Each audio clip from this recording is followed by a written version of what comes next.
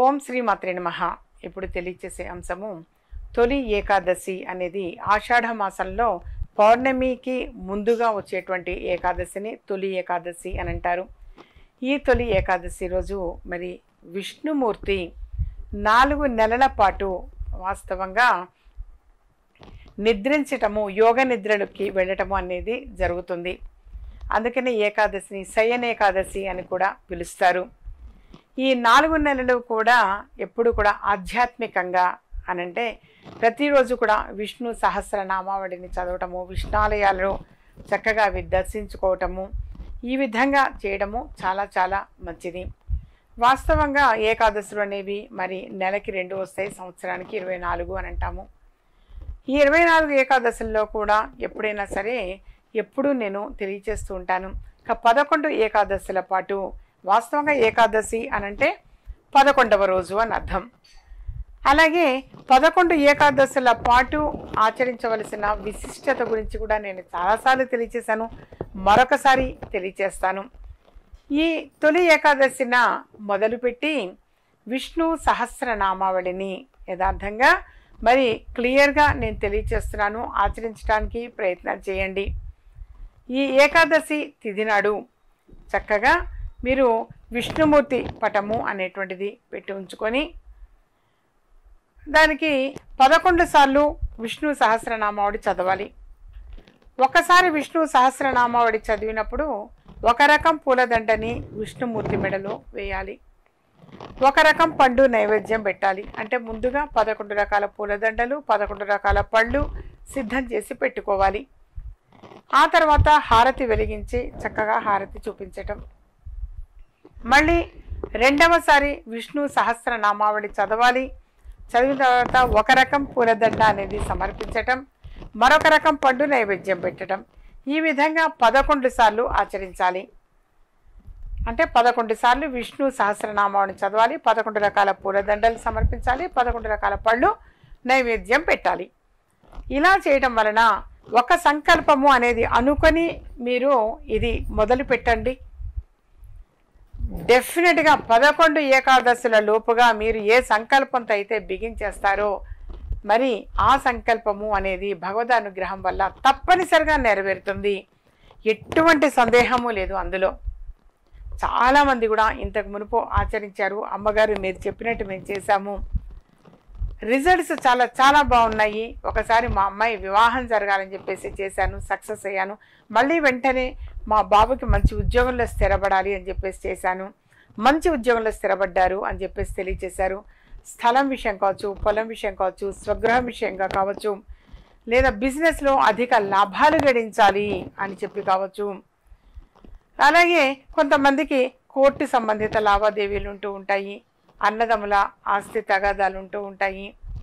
ఇలాంటి బయటికి చెప్పుకోలేని సమస్యలతో కూడా ఎక్కువ మంది బాధపడుతూ ఉంటారు.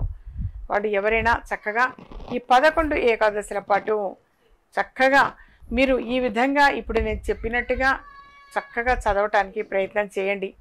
11 ఏకాదశుల లోపుగా డెఫినెట్గా మీ మనోభీష్టము అనంటే మీ సంకల్పము, ఏ సంకల్పంతో అయితే మీరు మొదలు పెడతారో ఆ సంకల్పం అనేది డెఫినెట్గా నెరవేరుతుంది. ఆ తర్వాత ఆ ప్రసాదం అంతా కూడా కట్ చేసి, ఆ ఫ్రూట్స్ అన్నీ కూడా పళ్ళన్నీ కట్ చేసి అందరికీ కూడా ప్రసాదంగా పంచిపెట్టడము, మీరు కొంచెం ప్రసాదం తీసుకోవటము చాలా చాలా మంచిది. ఇలా 11 సార్లు హారతి ఇవ్వాలి కంపల్సరీగా. 11 రకాల పళ్ళు 11 సార్లు నైవేద్యం పెట్టాలి. అంటే ప్రతిసారి ఒక్క పండు పెట్టినా చాలు, కానీ 11 రకాలు ఉండాలి. ఇలా ఆ రోజున మొదలు పెట్టడానికి ప్రయత్నం చేయండి. అద్భుతమైన ఫలితాలు పొందుతారు నాన్న. 1, 2 అని కాదు, యథార్థంగా తెలియజేస్తున్నారు. చాలామంది కూడా తెలియజేశారు, మీరు చెప్పినట్టు అలా చేసిన తర్వాత సక్సెస్ అయ్యామమ్మా అని చెప్పేసి. ఏ సమయంలో చేయాలమ్మా అన్న సందేహం కలుగుతుందేమో. ఉదయం పూట చేయడానికి ప్రయత్నం చేయండి. ఉదయం పూట మాకు కుదరట్లేదు అని అనుకుంటారా, సాయంత్రం పూట చేయండి, ఎప్పుడైనా పర్వాలేదు. తప్పనిసరిగా మీరు ఈ విధంగా ఆచరించడానికి ప్రయత్నం చేయండి. డెఫినెట్గా మీరు ఏ కోరికతో అయితే మొదలు పెడతారో ఆ కోరిక అనేది నెరవేరుతుంది. అలాగే మరొకటి తెలియచేసేది, ఈ ఆషాఢ మాసం సందర్భంగా తెలియచేస్తున్నాను, వారాహి యంత్రము కిట్ అని చెప్పేసి అందజేస్తున్నాను. ఆ వారాహి యంత్రం కిట్ అనేది ప్రతి ఒక్కరి గృహంలో కూడా ఉండటం చాలా చాలా చాలా మంచిది. వ్యాపారస్తులు అధిక లాభాలు గణించగలుగుతారు, చక్కని ఆరోగ్యవంతులు అవుతారు, మానసిక ప్రశాంతత అనేది లభిస్తుంది. కోర్టు సంబంధిత లావాదేవీలు ఏవైనా ఉన్నాయి అనంటే మరి అవన్నీ కూడా మీకు అనుకూలంగా రావటం అనేది జరుగుతుంది. అన్నదమ్ముల ఆస్తి తగాదాలు కూడా ఎక్కువ మంది బాధపడుతూ ఉంటారు. వాటి కోసం కూడా మరి ఇది చక్కగా సపోర్ట్ చేస్తుంది నాన్న. అలాగే సొంత ఇల్లు విషయంగా కావచ్చు, అలాగే 1, 2 అని కాదు, మీ మనసులో ఏదైతే కోరిక ఉంటుందో ఆయా కోరిక అనేది డెఫినెట్గా నెరవేరుతుంది. ఈ వారాహి యంత్రము కిట్ అనేది 4 రకాల మణులతో కూడి ఉంటుంది. 4 సైడ్స్ కూడా 4 రకాల మణులు అనేవి పొందుపరచడం జరుగుతున్నానా.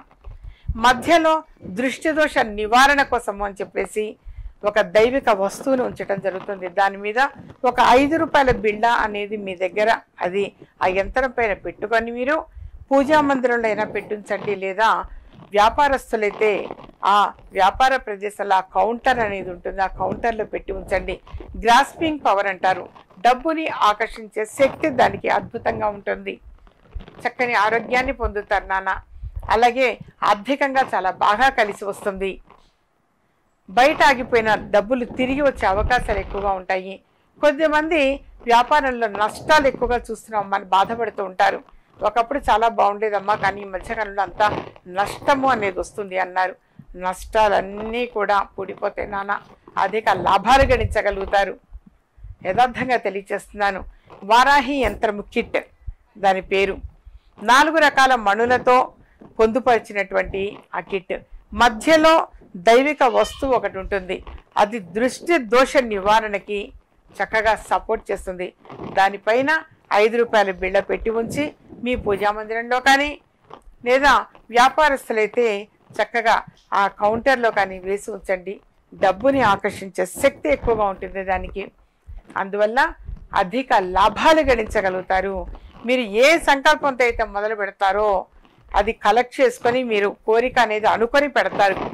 ఒకప్పుడు శ్రీచక్రం అన్న దైవిక వస్తువుని కలెక్ట్ చేసుకున్న వాళ్ళు చాలామంది తెలియచేశారు, అమ్మగారు అది పెట్టిన తర్వాత ఎన్నో అద్భుతమైన ఫలితాలు చూసాము అని. అలాగే ఇది కూడా చక్కగా మీరు అందరూ కూడా స్వీకరించండి, తీసుకోండి. డెఫినెట్గా అధిక లాభాలు గణించగలుగుతారు. మీ మనసులో ఉండేటువంటి కోరిక అనేది ఆ అమ్మవారి అనుగ్రహం వలన. మరి వారాహి అమ్మవారు అంటేనే ఎవరు? మరి లలిత అమ్మవారి యొక్క సేనాని. ఆ లలిత అమ్మవారి అనుగ్రహం వలన అధిక లాభాలు గణించగలుగుతారు నాన్న. ఏ కోరికతో అయితే అది తీసుకుంటారో ఆ కోరిక అనేది డెఫినెట్గా అమ్మవారి అనుగ్రహం వలన నెరవేరుతుంది. మా ఛానల్ సబ్స్క్రైబ్ చేసుకోండి, మరికొంతమందికి షేర్ చేయండి.